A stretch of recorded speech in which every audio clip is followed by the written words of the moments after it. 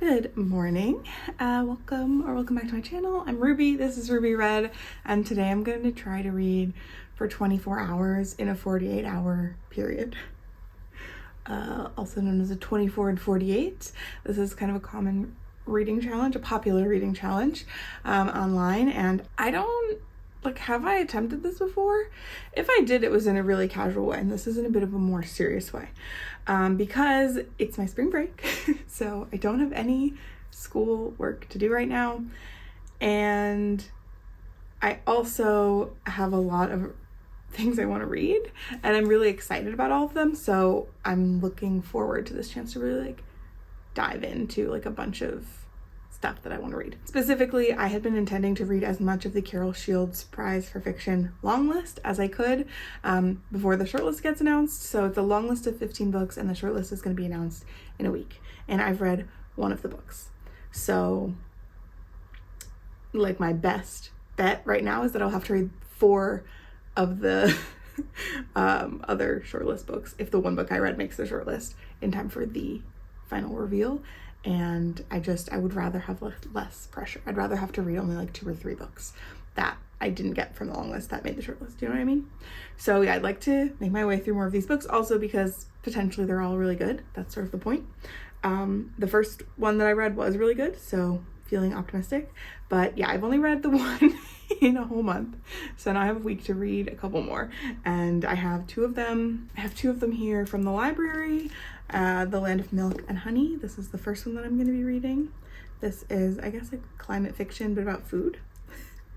And this Coleman Hill, I think this is a multi-generational family saga. I don't really remember, but I have these 2 physical books. I have 1 audiobook, I think, from this list right now, and a few of the other books from the long list are available immediately from my library, so I don't have them, but if I finish these and I really want to keep going, I have access to those. However, before I get to the Carol Shields audiobooks, I am 30% done with Assassin's Quest as an audiobook, so I'll be working on that first. So to prepare for this, I have pre-selected several books, and that is sort of on the recommendation from Martine, from Just Martine, who has made a video of tips for successfully completing a 24 and 48, which I did just watch yesterday, and I took some notes so that I could be as prepared as possible. And I'm going to link that video down below because great tips. So I know that I'm going to need to have the books pre-selected so I don't waste time dilly-dallying, deciding, oh, should I pick this up? Should I pick that up? I also have a variety of genres. And I have taken Martine's advice to start at 5 p.m. today and read until 5 p.m. 2 days from now. So I'm spreading the 48 hours over 3 actual days, just so that I can have 2 shorter days and then 1 really long day. I think that's gonna work best for me and my odds. And of course, the other must-have is audiobooks, physical books, ebooks, and I do have all of that going for me. And I guess to get that 24, I really need to have a book that I can be listening to, so I can be counting hours when I'm doing other stuff instead of just sitting and reading all day. So that's the plan. I have a lot of prep I'm gonna do today as far as meal prep, and I'm going grocery shopping, and I'm gonna take care of some other work stuff so that I don't have to waste any time during my readathon. Okay, it is 5:59 p.m. so my readathon is starting in 1 minute. I did push my start time back 1 hour because I just had too many other things that I really wanted to get done before I start this challenge, and I'm actually so tired, and I have read so much stuff today, and I honestly already listened to a few hours of my audiobook. So did I set myself up for success here? Maybe not, but I'm really hungry, and my plan was always to, as soon as my time started, put on my audiobook of Assassin's Quest and clean the kitchen and do some meal prep. So I'm gonna do that now so that I can eat dinner. Oh my god, it's 6 o'clock. Okay, I gotta go. Okay, it's 9:40 and I've been reading for about 3.5 hours, which is excellent. I've taken very few short breaks. but I did finish all the meal prep that I had wanted to do, and we had dinner, and I was reading through all of that. I have made it really far in Assassin's Quest. I'm actually scared I might finish it in this 24 and 48. So I'm not as prepared. I don't know that I have another audiobook if I finish that, but we'll cross that bridge later if we have to. I've been reading The Land of Milk and Honey for the last hour, and I'm really enjoying it. I love that it's really short, and it's reminding me of a lot of different books that I liked, so that's fun. And normally I would read until 10 o'clock, and then that's my bedtime, but I'm definitely planning to stay up a little bit later tonight and keep reading. So I'm about to have some tea and maybe sit out on the couch and read while Connor plays video games. There's something about this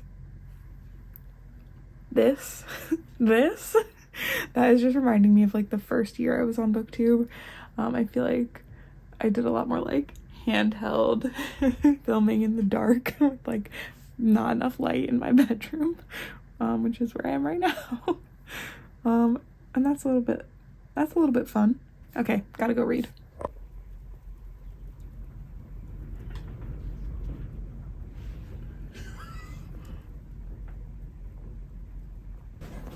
Good morning. I did reach more than 4 hours of reading yesterday, so that was good, and I'm hoping to get 12 hours today. Is that crazy? This whole thing is crazy. So yes, I've got 2 down so far this morning.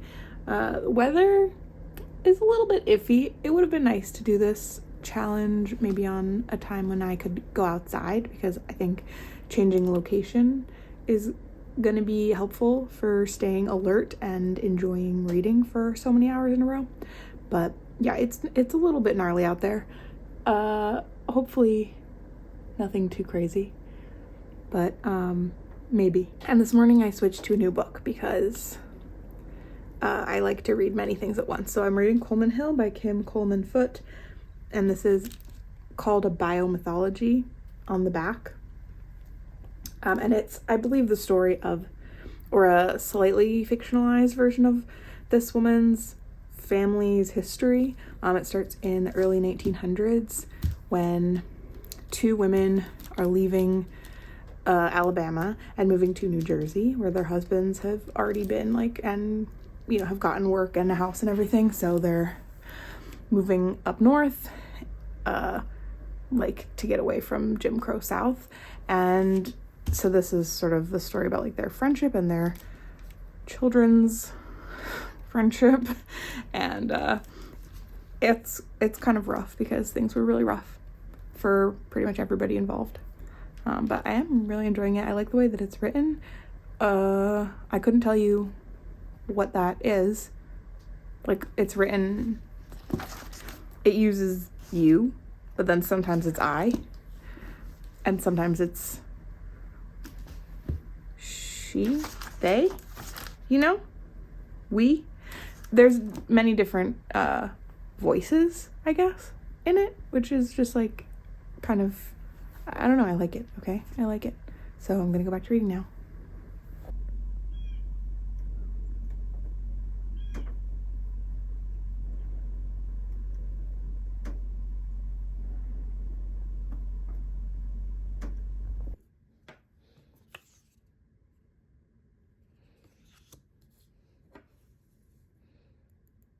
Hello. It's about 7:30, so I'm 25 and a half hours into my 48 hours, and I've read for,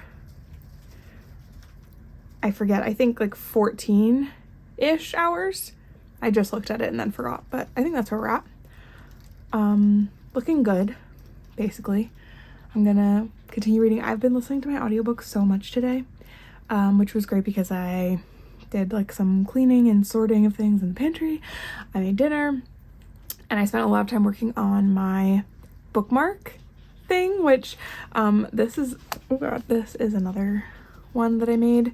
It's from a company called Pixels, Pixyls, and it's kind of like diamond painting, except instead of little plastic things diamonds you're sticking onto like something, it's just flat stickers that are just all these tiny little squares that make up an image, and then it comes with a little sleeve for you to put it in, and that makes it a bookmark.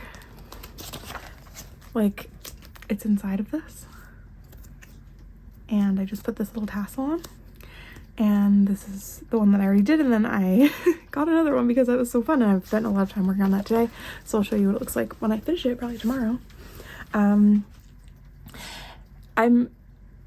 I just love I love my little Robin Hobb books. I've really enjoyed spending time with Fitz today. I have read that book, Assassin's Quest, already, but I really just don't remember very much about the end of it.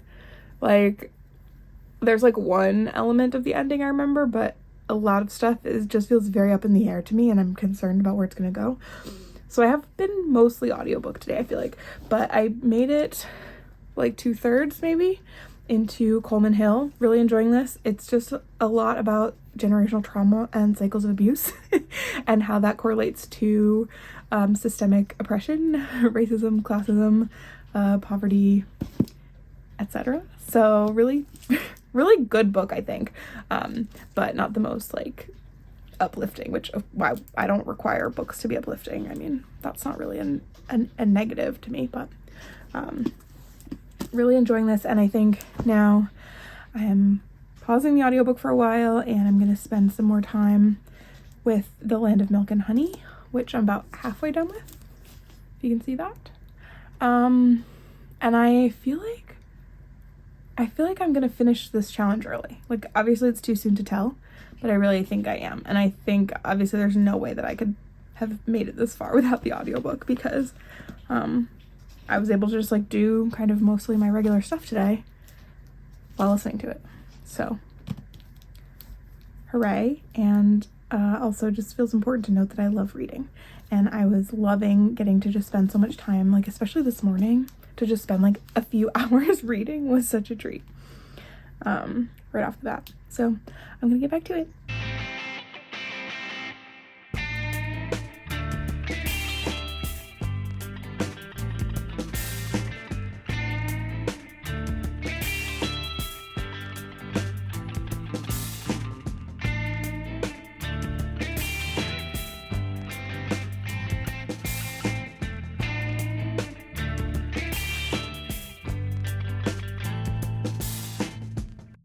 Good morning.